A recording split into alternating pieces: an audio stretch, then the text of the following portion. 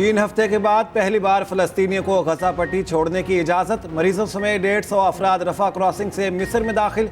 20 ambulances को जाने की इजाज़त दी गई। मजीद 350 अफराद शनाख्ती कार्ड चेक कराने के मुंतज़िर। 20 एम्बुलेंसेस में शदीद जख्मी मौजूद थे। फील्ड अस्पताल मुंतकिल कर दिया गया। मजीद इलाज के लिए अच्छे अस्पताल ले जाया जाएगा। इसराइल ने जनूबी गजा के महफूज मकामात भी ना बख्शे। चुन चुन कर निशाना बनाया गया। सैकड़ों अफराद शहीद, हजारों जख्मी किए। गजा का राब्ता फिर दुनिया से काट दिया गया। इसराइल ने मोबाइल और इंटरनेट सर्विस बंद कर दी।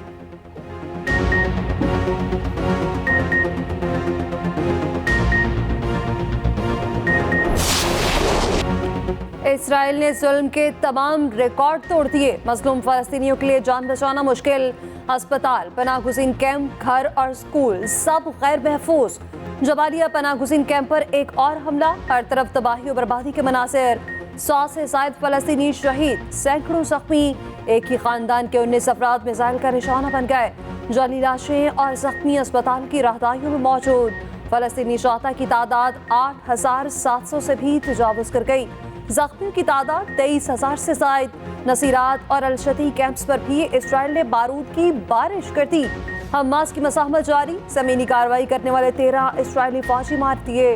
हौसी बागियों ने इसराइल पर मिसाइल हमले की वीडियो जारी कर दी।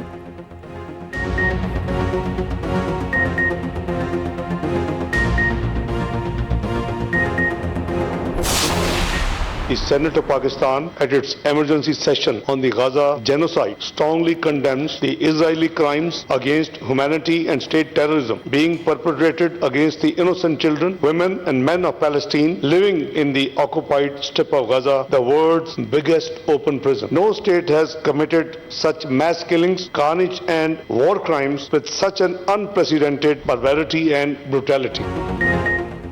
सेनेट में फ़लस्तीन से इजहार यकजहती की करारदाद मंजूर। इसराइल के जंगी जुराइम की मजम्मत। पाकिस्तान का फ़लस्तीनियों की मुकम्मल हिमायत का ऐलान। फौरी सीज़ फायर का मुतालिबा। इसराइल की हिमायत करने वाले शरीक जुर्म करार। निगरान वज़ीर ख़ारिजा जलील अब्बास जिलानी ने कहा, गजा की सूरत हाल पूरी दुनिया के लिए बाइसे तशवीश है। इसराइली हमलों का दायराकार यरूशलेम और मगरबी किनारे तक बढ़ चुका।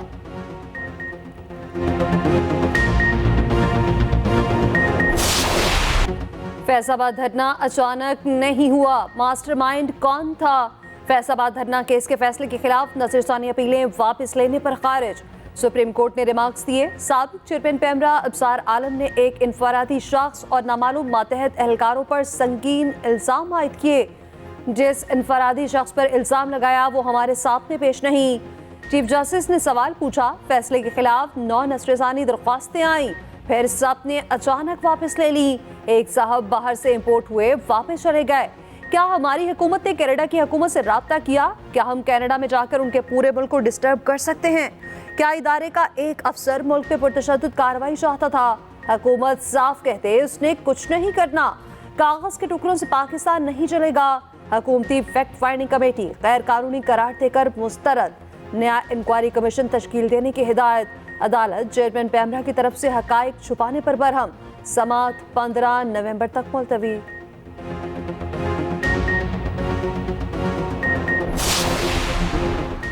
फैसलाबाद धरना केस में इलेक्शन कमीशन की अमल दरामद रिपोर्ट मुस्तरद। चीफ जस्टिस ने रिमार्क्स दिए। हमारे फैसले को भूल जाएं, अपना कानून देख कर बताएं। क्या कानून सिर्फ किताबों में रखने के लिए है? क्या इस पर अमल नहीं करना? आप कह रहे हैं 15 लाख फॉरेन फंडिंग हुई, ये तो मामूली रकम है। इलेक्शन कमीशन के वकील से बोले, आप आज इलेक्शन कमीशन नहीं किसी और की वकालत कर रहे हैं। हमें लगा था आईनी इदारा गलती तस्लीम करेगा, ये तो किसी के दिफा में बैठा है। जस्टिस अतहर मिनल्लाह बोले, बैरून मुल्क से भेजी गई इनफरादी रकम ममनुआ नहीं।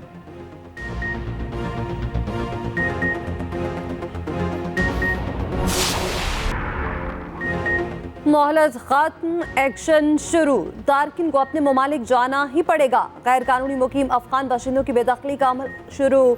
रावलपिंडी से 2 बसें पुलिस सिक्योरिटी में तुरखम भिजवाई गई। अडियाला जेल पर रखे गए 64 अफगान बाशिंदों को भेजा गया। तुरखम पर अफगान हुकाम के हवाले किया जाएगा। कराची की मजर कॉलोनी से मुतातिल गैर कानूनी गैर मुल्की पकड़े गए। वजारत दाखिला ने पहली बार फॉरेन एक्ट के तहत बेदखली का हुक्मनामा जारी कर दिया। 1,26,017 अफगान बाशिंदे रजाकाराना तौर पर वापस जा चुके।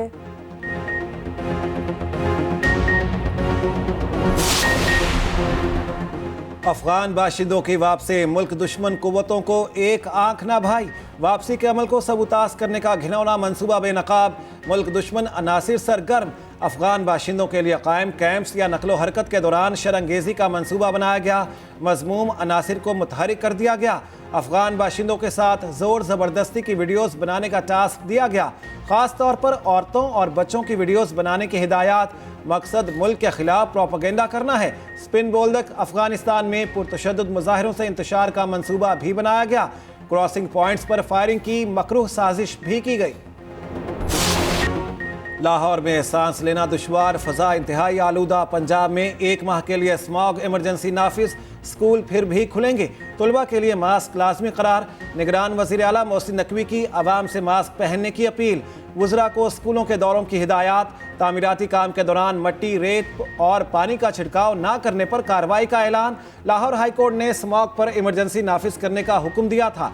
अदालत शदीद बरहम, हुकूमत को स्मॉग का जिम्मेदार करार दिया।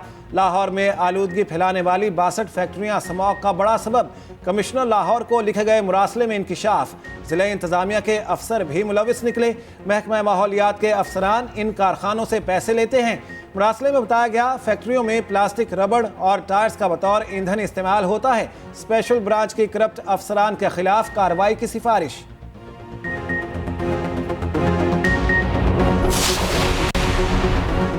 कायम मकाम chief justice Sindh high court Irfan Saadat supreme court के जज मुकर्रर। वजारत कानून और इंसाफ ने नोटिफिकेशन जारी कर दिया। जस्टिस अकील अहमद अब्बासी कायम मकाम chief justice Sindh high court मुकर्रर। सदर मुमलिकत ने तैनाती की मंजूरी दे दी।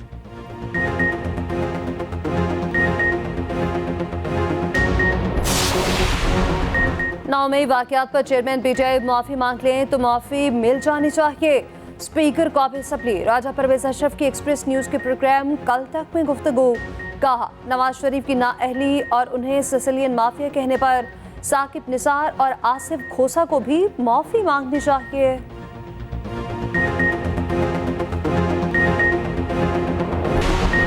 शाहीन आफरीदी की शानदार कारकर्दगी, बॉलर्स में पहले नंबर पर आ गए। आईसीसी की एक रोजा आलमी दर्जाबंदी का ऐलान। शाहीन आफरीदी ने 8 दर्जे तरक्की पाई। बैटर्स में बाबर आजम बदसूर पहले नंबर पर विराजमान। हारिस रऊफ की भी 5 दर्जे की ऊंची छलांग। उधर पाकिस्तान क्रिकेट टीम कोलकाता से बेंगलुरु पहुंच गई। एक रोजा आराम के बाद चन्नास्वामी स्टेडियम में प्रैक्टिस करेगी। शाहीनों का अगला इम्तिहान कीवीज के खिलाफ होगा। मैच 4 नवंबर को खेला जाएगा। ये इलेक्शन हमने अवाम मुल्क को मुश्किलात से निकालने के लिए लड़ना है। शहबाज शरीफ की पार्टी रहनुमाओं से मुलाकात में गुफ्तगू। कहा, पार्टी ने इंतखाबी सरगर्मियों का आगाज कर दिया। नवाज शरीफ की क़यादत में पाकिस्तान का मुस्तकबिल रोशन करेंगे।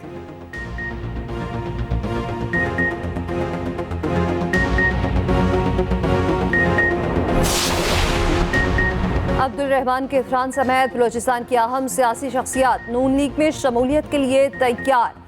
सीनियर लीगी रहनुमा सरदार अयाज सादिक से कोयटा में साबिक अरकान असम्बली की मुलाकातें। पार्टी में शमूलियत का इंदिया और सियासी ताउन पर इत्तफाक किया गया।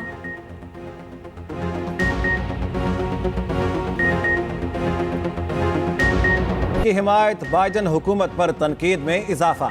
अमरीकी सेनेट कमेटी में इसराइल के खिलाफ जबरदस्त एहतजाज। यूक्रेन की इमदाद के लिए $106 अरब की नेशनल सिक्योरिटी फंडिंग। अमरीकी वज़ीर ख़ारिजा एंटनी ब्लिंकन के लिए तकरीर करना मुश्किल हो गया। एक शख्स ने फ़लस्तीनियों के हक़ में नारेबाजी शुरू कर दी। पुलिस ने गिरफ्तार करके बाहर निकाला। कुछ देर बाद हॉल में मौजूद एक खातून ने अमरीकी हुकूमत को बुरा भला कहना शुरू कर दिया। पुलिस ने खातून को ज़बरदस्ती बाहर निकाला। एंटनी ब्लिंकन को अपनी तकरीर बार बार रोकना पड़ी। पुलिस ने सेनेट की इमारत से 12 मुजाहिरीन को गिरफ्तार कर लिया।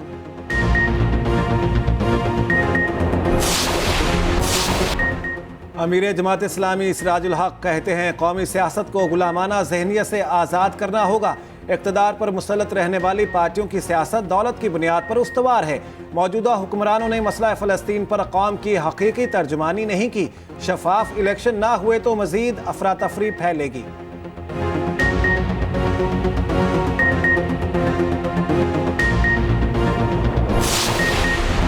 कौमी बचत स्कीमों में मुनाफे की शरह में रद्दोबदल। स्पेशल सेविंग सर्टिफिकेट्स और अकाउंट्स के लिए शरह मुनाफा बढ़ाकर 19% कर दिया। डिफेंस, बहबूद, short term saving certificate, pensioners benefit, चौथा फैमिली वेलफेयर अकाउंट्स के मुनाफे में कमी कर दी गई।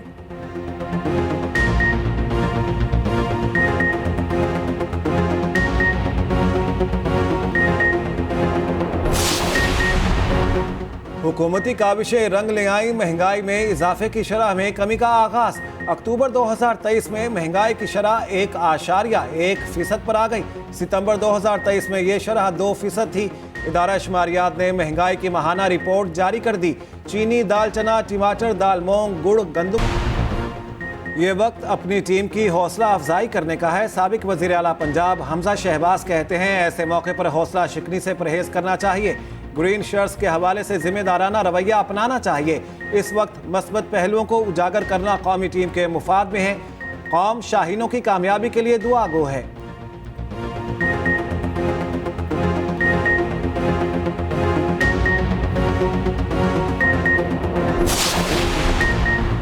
जीत टीम को एतमाद देती है। सेमीफाइनल तक रसाई हमारा हदफ है। बांग्लादेश के खिलाफ मैन ऑफ द मैच फखर जमान पुरज़्म। कहा, इंजरी इतनी शदीद नहीं थी कि खेल ना सकता। इब्तिदा में एहतियात से खेलना जाए तो छक्के लगाना आसान हो जाता है। शाहीन आफरीदी बोले, अच्छे और बुरे वक्त में कौमी टीम को सपोर्ट करें। तमाम खिलाड़ी शायकीन की सपोर्ट चाहते हैं।